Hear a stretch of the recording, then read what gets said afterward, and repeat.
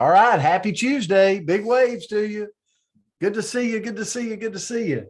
So, um, I tell you, the 4 or 5 minutes before the call actually starts every morning, I very much appreciate that. Just the time with each of you. So, Andrea, can you hear me? Okay. Yes, sir. Okay. Good deal. Good deal. So, our words this week. I really, really like them. I told you that yesterday, and today is release, release. And where I went with it, I immediately went to my childhood, and I'll talk to you really quick so I don't take up too much time. But the action or process of releasing, being released. Um, have you ever had something, you don't have to say, but have you ever had something like that was deep rooted in you that, man, you carried it around like it was a bit of a burden? Um, I come across this, but it said you heal by releasing, you don't heal by suppressing. And we've all got items. If we went around the room, every one of us has got items in our life that we're holding on to, and so much of who we are come from stories we tell ourselves, you know.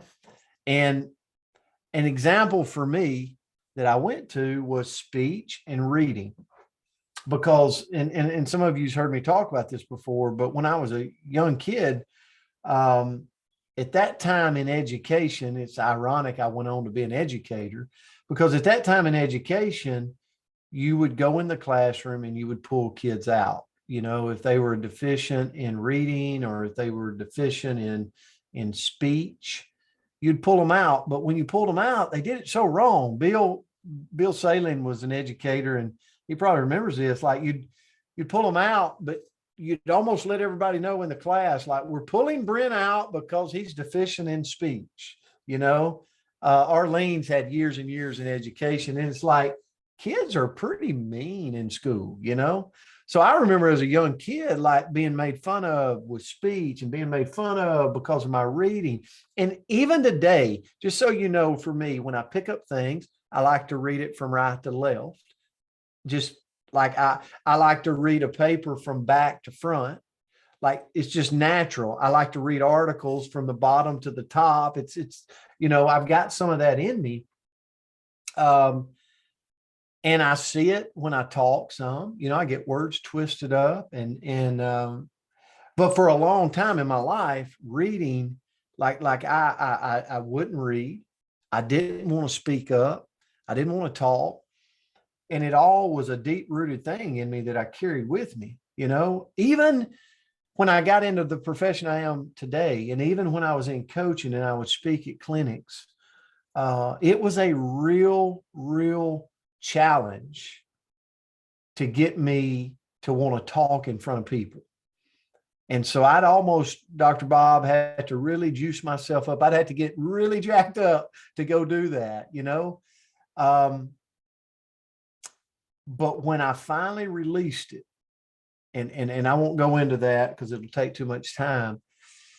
But when I finally released it and had a professor that helped me out with this, that I thank him so much for this, it just was the biggest weight lifted off of me. And I still deal with it. I mean, I still carry it. I still have that. But I went this morning when, how do you release something that just does not serve you well? Maybe it's not speech for you or reading for you. Maybe it's something else. But number one, think deep. Like think deep. The first step in letting go is acknowledging things that no longer serve you. And so what I found for me, and through speaking and reading, was just being able to openly talk about it and go, guys, I'm going to do my best, but this is not my strength. It's just not my strength, but I'm working to try. I'm working to do, even when I hear my voice today on the recordings, I'm like, oh, that's awful. So anyway, but I deal with it. I just I'm honest. Number two, accept what is. Adopt the attitude of acceptance. I had a lot of strengths growing up, but that was one of my weaknesses, was reading and speech. It was just, I've learned to accept it and move on. Number three, give some respect.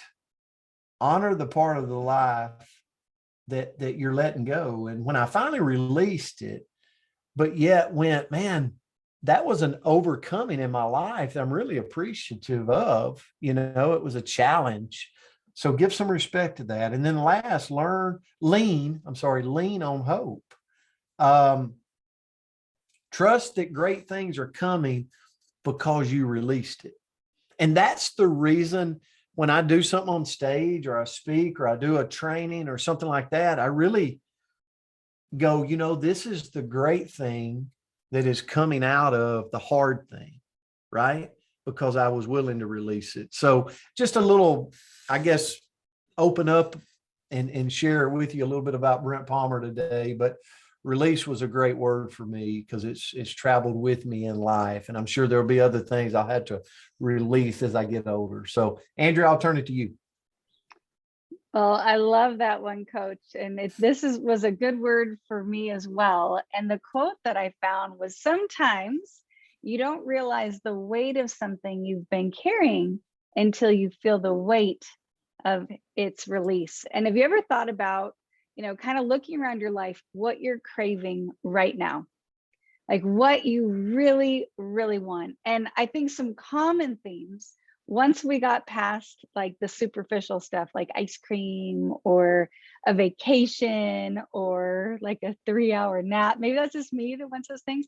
Like once we got past kind of those superficial stuff, we would go into some deeper things like peace or security or more time or connection, right? Like those are the things I think it's kind of a common theme that as humans, we all would love a little bit more. And that can seem like this really, really big order. Like if I kind of look around my life, I'm like, oh, I don't know how to create any of that. But we may be able to by releasing some of the things that are weighing us down. So the first thing that I came up with is very similar to you, Coach, which is the story that we're telling ourselves. So, what stories, when we look in the mirror, when we try to do something a little bit different, what keeps us stuck or maybe ramps us up emotionally?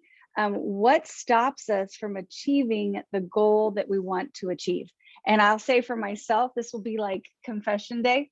For me, it's that I'm shy. I'm shy. I can't do that. I'm shy.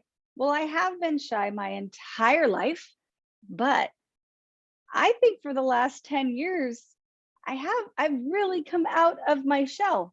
And I don't think if somebody was to meet me today, for the most part, that's probably not the first word that would come when they thought of me.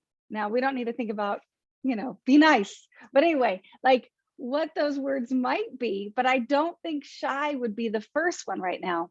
But I still, when I describe myself or when I think about my to-do list or whatever, I will still hold myself back with the shy. I can't do that. I'm too shy. So that's something that I need to work to release.